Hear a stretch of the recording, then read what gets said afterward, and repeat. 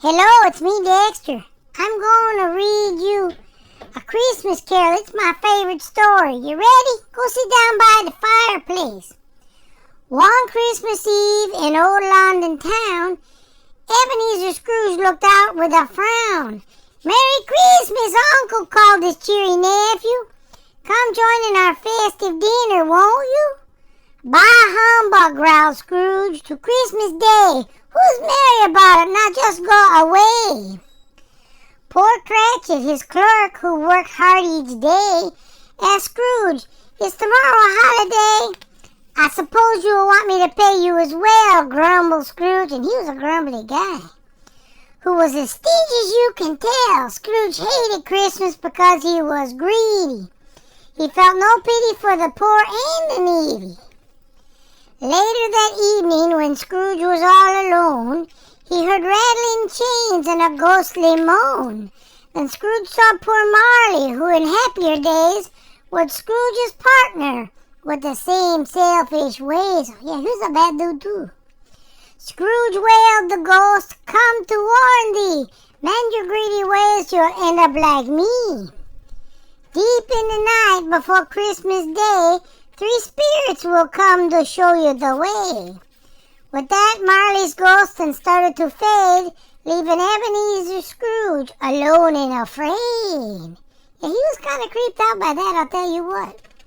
Scrooge was dismayed as he crept into bed, but he drifted to sleep despite his great dread. As the clock struck 1 on that freezing night, Ebenezer Scrooge awoke with a fright. And as he blinked his eyes in the gloom, an unearthly spirit appeared in the room. "Follow me," it said as Scrooge looked aghast.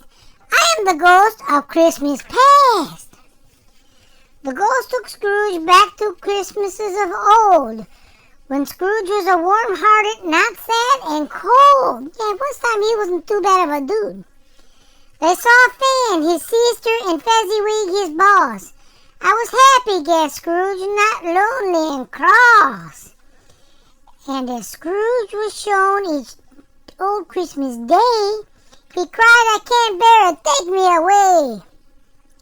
In a blink of an eye, Scrooge returned to his bed and was met by a jolly spirit who said, "I am the ghost of Christmas present.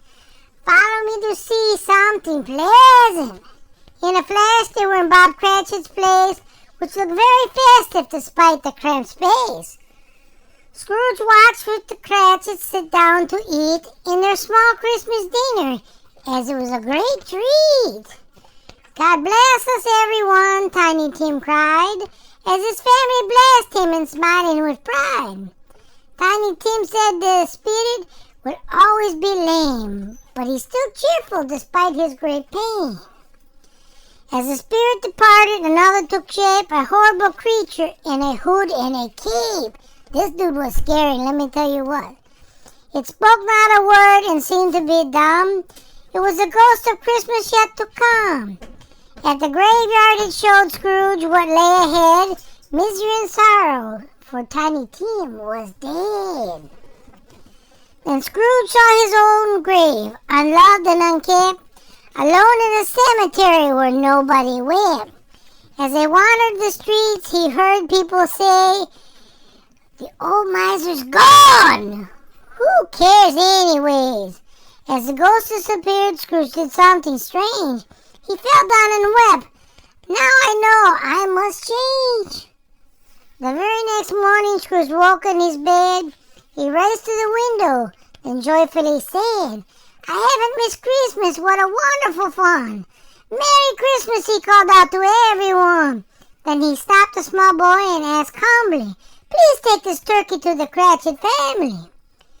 Then handing out gifts, he tramped through the chill to call on his nephew and wish him goodwill.